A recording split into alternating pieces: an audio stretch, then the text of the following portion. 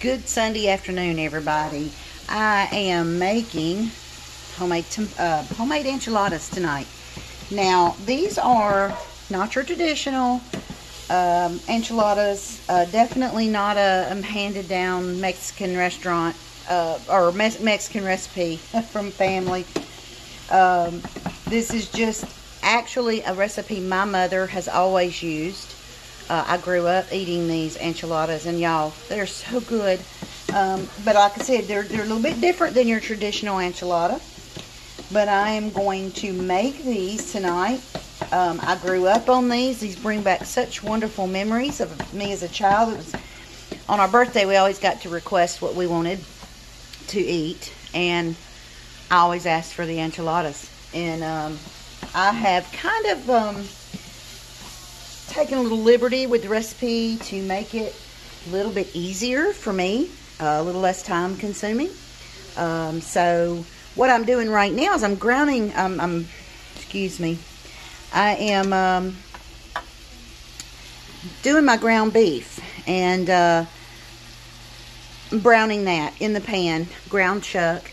And I just took the ground chuck, I put a little bit of, a couple of garlic cloves in it, sprinkle or two of chili powder, sprinkle or two of cumin, salt, pepper, onion powder, and just, you know, crushed it up like you do with regular ground beef. I'm sure you can make this recipe with any kind of ground beef or any kind of meat you wanted. It would probably be delicious.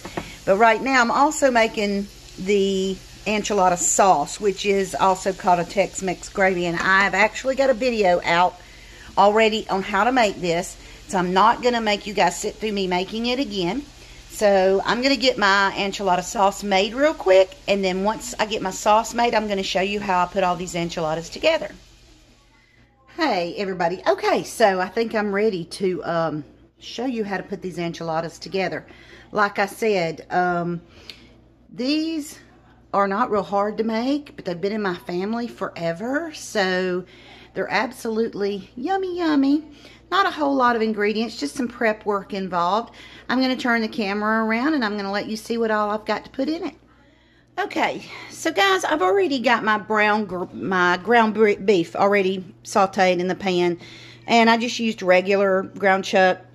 I put a sprinkle of chili powder, sprinkle of cumin, salt, pepper, in there. There's my Tex-Mex gravy. As I've said, y'all know I have a video already of this on how to make this. I doubled the recipe because I'm making a big pan of enchiladas. So you can see that consistency of that where it needs to be. Also, I have a stack of corn tortillas. Guys, please use corn. They just taste so much better. Flour tortillas, just to me, do not have a whole lot of taste.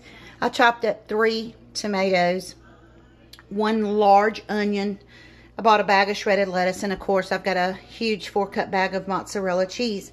And that's essentially it. I'm going to, instead of rolling these, I'm going to stack them. My mom rolls them, and as you know, corn tortillas have a tendency to split and break.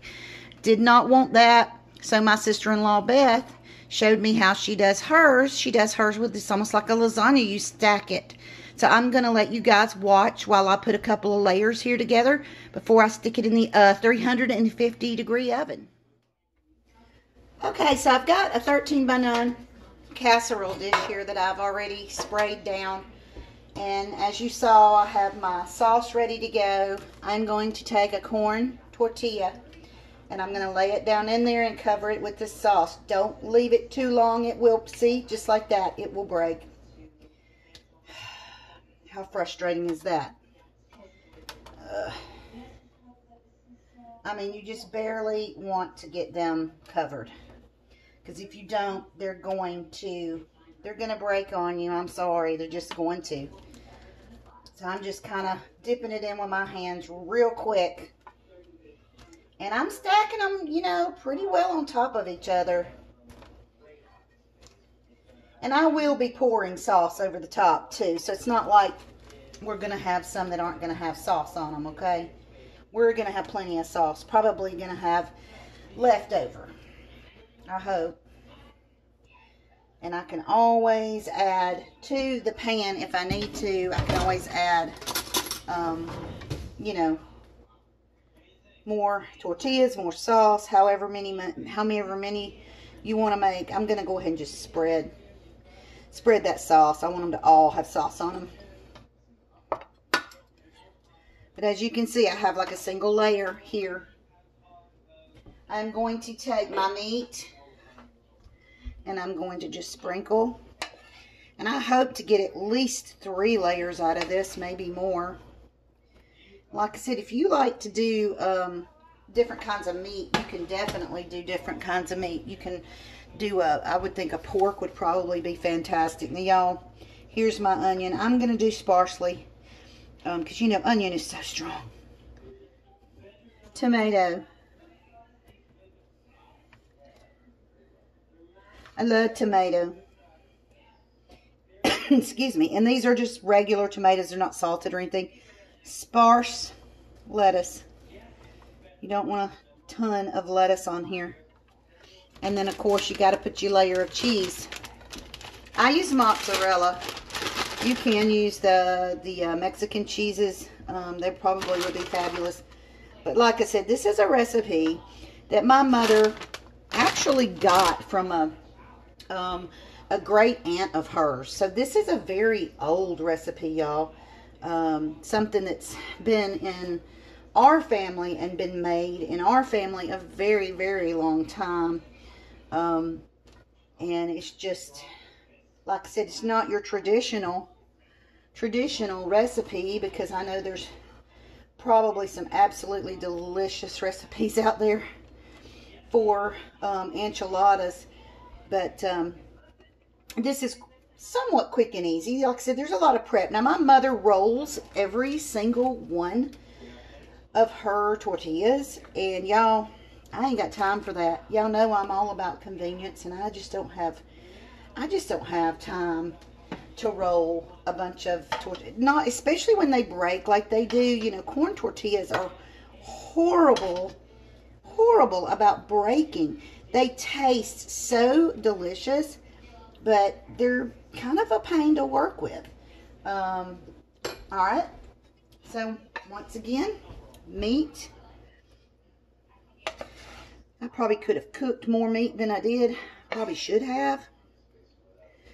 But you know what? We'll use what we've got. We ain't gonna worry about it. All right.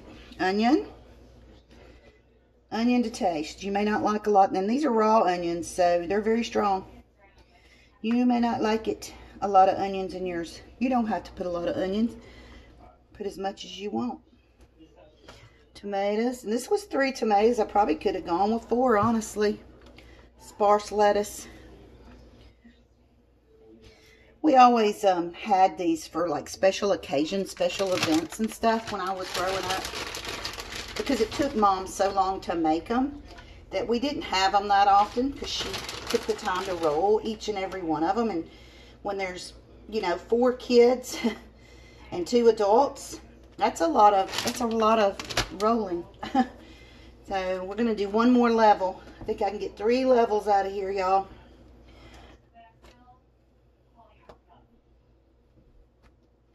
Try to get it all the way to the edge of your pan.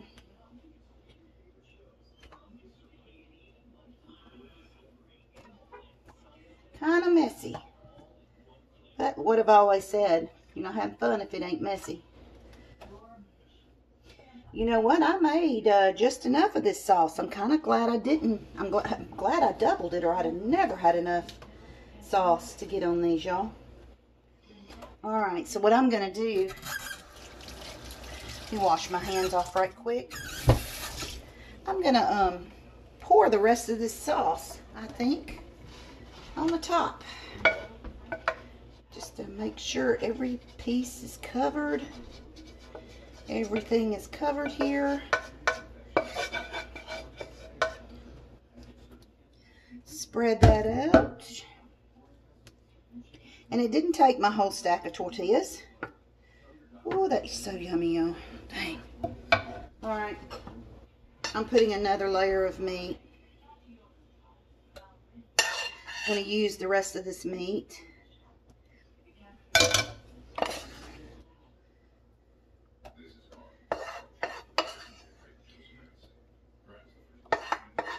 don't take real long to cook.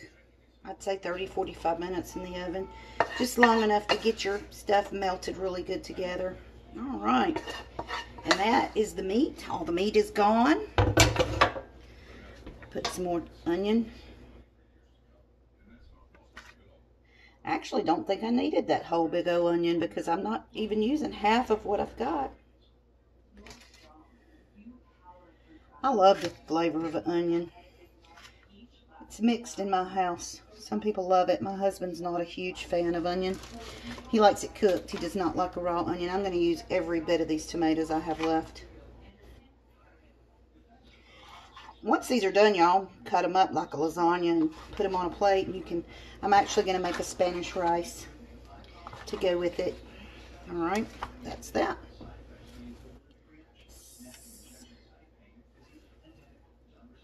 Lettuce. I'm going to put a little bit more lettuce since this is our top layer. And as you see, I'm just kind of squeezing it down as I go. Very unconventional way to cook. I know, I know. I hope all of y'all survived the cold weather. It has been brutal for a lot of people. I have a lot of friends that were without power and water for a week. And I'm so glad that most people are now able to have heat in their homes. Alright guys, I'm going to use the rest of this cheese. I am all about some cheese now. I thought I might have enough left to make another little small pan, but apparently not. If I'd have made more of the enchilada sauce, I would have definitely had enough to make another pan, because I definitely got enough of the corn tortillas over here. But we'll just use those for something else. Alright, y'all. This was one of the big bags of cheese. Y'all know I love some cheese. That's probably God's greatest gift is cheese. So, I've got my oven on 350. I'm going to pop this in the oven, y'all. And I'm going to let this cook for probably 30 to 45 minutes. And once I get them out, I'll let you take a look at them and see how nice and pretty they are. They're bubbly, and my whole house is fixing to smell really, really good from all the good food that we're cooking in here. I already made a Chex Mix this morning. I love Chex Mix. I can eat. I'm not kidding. I make it. It's enough to fit in a gallon-sized Ziploc bag, and in 4 days it's gone. And because I love it. I just love the way it tastes, and it's so easy. It's such a quick and easy snack, and it's not that expensive. So, but anyway, we'll check back here in about 30-45 minutes and look at it, see how it looks, and I'll see you guys back here in just a little. And here's what it looks like coming out of the oven. As you can tell, I've already gotten into it. Golden brown, bubbly cheese. I made a little Spanish rice. Got it on my plate here. See the stacked layers. I'm going to sit down here and I'm going to eat a fabulous meal. Thank you all for watching me cook the enchiladas today. I hope y'all try them and I hope y'all enjoy them. Hope y'all have a fabulous week this week. I will be probably posting another video tomorrow. I am making a chicken broccoli Alfredo stuffed shell. That's really good. So I'm hoping to let you guys watch me do that tomorrow. Baby girl's going to get her driver's license tomorrow, so it's a big day in our house.